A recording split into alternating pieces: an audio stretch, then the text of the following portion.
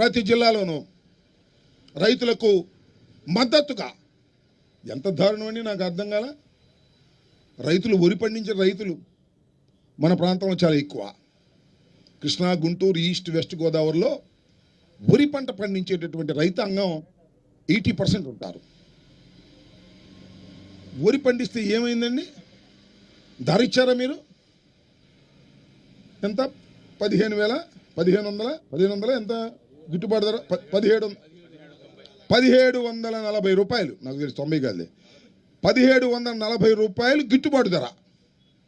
ఎక్కడన్నా కొన్నారండి 1740 రూపాయలకి ఈ రాష్ట్రంలో? నేను అన్ని చోట్లకి వెళ్ళా, ఎక్కడా కొనలా. గవర్నమెంట్ కొన్నది ఈవెన్ 1% కూడా లేదు. మొత్తం మిల్లర్లే. రోడ్డు మీద ఆరబెట్టుకుంటే తుఫాన్లు వస్తున్నాయి కదా, ఏమండి 1740 రూపాయలు కదా, అంత కొనలేము. 1300కి ఇస్తారా? 1400కి ఇస్తారా? దీనిలో తడి శాతం ఎక్కువ ఉంది కాబట్టి 1350కి ఇస్తారని బేరం ఆడి రైతుల దగ్గర 1400, మ్యాక్సిమం 1400కు మాత్రమే కొని తీవ్రంగా రైతుకు నష్టం చేసినటువంటి ప్రభుత్వం ఈ చంద్రబాబు ప్రభుత్వం.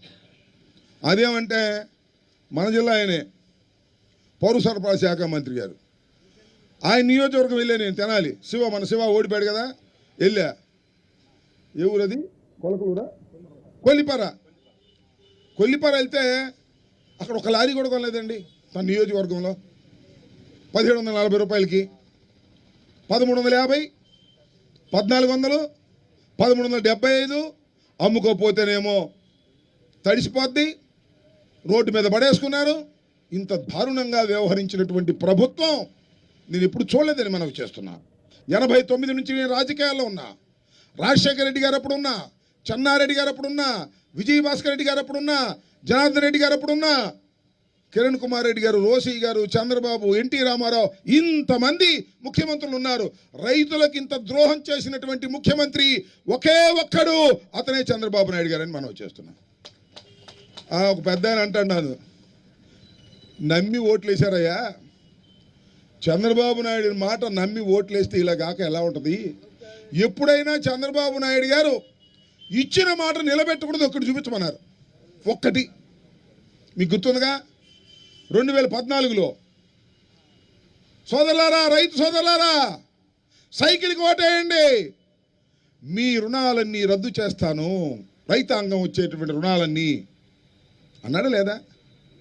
ఈ లేడీస్ ఎదురుగా కూర్చుంటే, అమ్మా ఏంది నీ మెడలో బంగారం లేదు, మీ ఆయన బాగా తాకట్టు పెట్టుకున్నాడా ఎరువుల కోసం? ఏ లేదు, సైకిల్ కొట్టేసాయి. నీ బాబు షూరిటీ భవిష్యత్తుకు గ్యారంటీ అని. ఈరోజు బాబు షూరిటీ లేదు, ఆయన హామీలకి గ్యారంటీ లేదు, ఆయన మాటలకి ఈరోజు వారంటీ లేదు అనేది అర్థమవుతుంది. కరెంటు ఛార్జీలు పెంచేశారు, రిజిస్ట్రేషన్ ఛార్జీలు పెంచేశారు, 60% నిత్యావసర వస్తువుల ధరలు పెంచేశారు, ఫ్రీ ఇసుక అంటూనే 2 రెట్లు ఇసుక రేట్లు పెంచేశారు. ఈరోజు వీధి వీధికి మద్యం షాపులు పెట్టి ఈరోజు ప్రజల్ని పీల్చి పిప్పి చేస్తున్నారు. దాదాపుగా 6-7 నెలల్లోనే 1,00,000 కోట్ల అప్పు చేసిన చంద్రబాబు నాయుడు మరి ఎందుకు ఇవన్నీ పెంచుతున్నారు? ఒక అమ్మఒడి ఇవ్వలేడు, ఫీజు రియంబర్స్మెంట్ ఇవ్వలేడు, రైతు భరోసా ఇవ్వలేడు, విద్యా దీవెన ఇవ్వలేడు, వసతి దీవెన ఇవ్వలేడు, 0 వడ్డీకి రుణాలు ఇవ్వలేడు. కానీ ఆ 1,00,000 కోట్ల రూపాయలని ఏం చేశాడో చెప్పడు. ఆ 1,00,000 కోట్ల రూపాయలతో కనీసం ప్రజల మీద పడ్డ ఈ విద్యుత్ భారాన్నైనా ప్రభుత్వం ఎందుకు మోయటం లేదని అడుగుతున్నాను. మొన్ననే మనం చూసాం, సిగ్గు లేకుండా ప్రజల డబ్బుతో 3,200 రూపాయలు ఒక్కొక్క ప్లేట్ అని చెప్పి ఎలా కోట్ల రూపాయలు మింగేశారో చూసాం. అలాంటి డబ్బులు ఈ ప్రజల మీద విద్యుత్ భారం పడకుండా ఎందుకు మీరు ఉపయోగించడం లేదని నేను అడుగుతున్నా.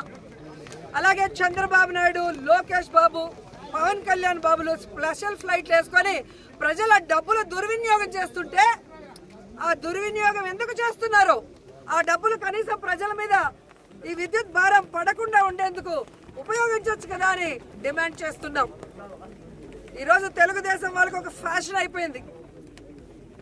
ఒక రేప్ జరిగినా, ఒక విద్యుత్ ఛార్జీలు పెరిగినా, ఒక నిత్యావసర ధరలు పెరిగినా, లేదా ఏది జరిగినా రాష్ట్రంలో జగన్మోహన్ రెడ్డి గారి వల్లే జరిగింది అని చెప్పడం ఫ్యాషన్ అయిపోయింది. అసలు అధికారంలో ముఖ్యమంత్రిగా ఉన్నది జగన్మోహన్ రెడ్డి గారా చంద్రబాబు నాయుడు గారా అని నేను అడుగుతున్నాను.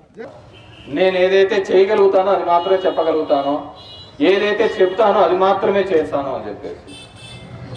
ఇది ఒక పిల్లలకి లేదా 18,000 ఇచ్చానంటే 15,000 ఇచ్చానంటే నీకు 15,000, నీకు 15,000, నీకు 15,000 ఎవరికి 15,000 కాదు కదా, ఏంది కానీ ఇచ్చింది దాంట్లో 18. ఇంకా అవన్నీ ఇదిగా ఆ విధంగా ప్రతి సందర్భంలోనూ కూడా మోసపోయినాం, దగా పన్నాం అనే మాటలు అనేది లేదు.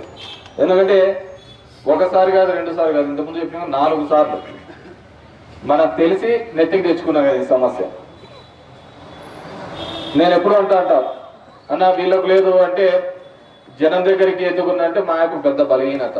వాళ్ళ తరపున మనం పోరాడాలి కదా, వాళ్ళ తరపున మనం ఫైట్ చేయాలి కదా, వాళ్ళ తరపున ఇది చేయాలి అంటే వాళ్ళ తరపున మనం అన్నీ చేస్తున్నాం. కానీ వాళ్ళు మనల్ని వద్దనుకొని అవతలికి పోయినారు కదన్నా, వాళ్ళకి వీళ్ళ గురించి తెలియాలి కదా, వీళ్ళ గురించి తెలుసనే కదన్నా. లేదు లేదు ఇప్పుడు చూడు 6 నెలలు 8 నెలలు అయింది, అప్పటికే రోడ్లకి చెప్తున్నాడు.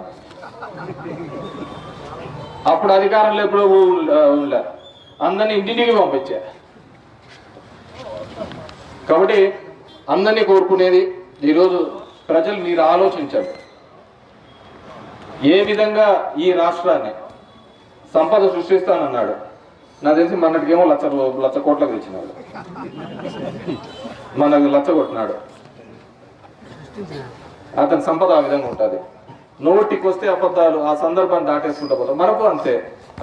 నేను ఎప్పుడు చెప్తుంటే ఒక రాజు కథ, అతను రాజు నీకు 1000 ఏనుగులు బలం అంటే బంగారం ఇమ్మంట అంటాడు. ఇంకా నీకు కొండంత బలం ఉందంటే బంగారం అడిగితే నువ్వు చెప్పినది అబద్ధమే, నేను చెప్పినది అబద్ధం, ఇంకా బంగారం అనేది ఎక్కడ ఉండదు అని చెప్పి.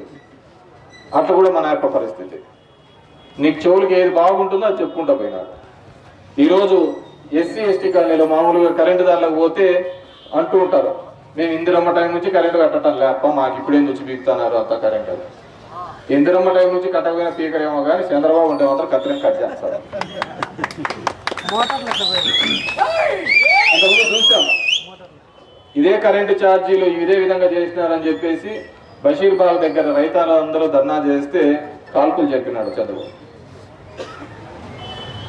ఈ సంపద సృష్టి ఇవన్నీ కూడా డొల్ల, అన్ని అబద్ధాల యొక్క మాటలు. దయచేసి ప్రజలు కూడా ఇంకా టైం ఉంది, ఆ జమిలీ వచ్చి 3 ఏళ్లలోనూ అయిపోతుంది. గమనించండి, రాజకీయాలు అందరూ చేస్తుంటారు, ఓట్లకు వస్తుంటారు, పోతూ ఉంటారు, అందరూ చేస్తుంటారు. కానీ మనం అందరం కూడా గమనించాల్సింది ఏంటంటే ఎవరు ఈ రాజకీయ చరిత్రలో ఒక చెప్పిన మాట కోసం పరితపించి పనిచేసిన నాయకుడు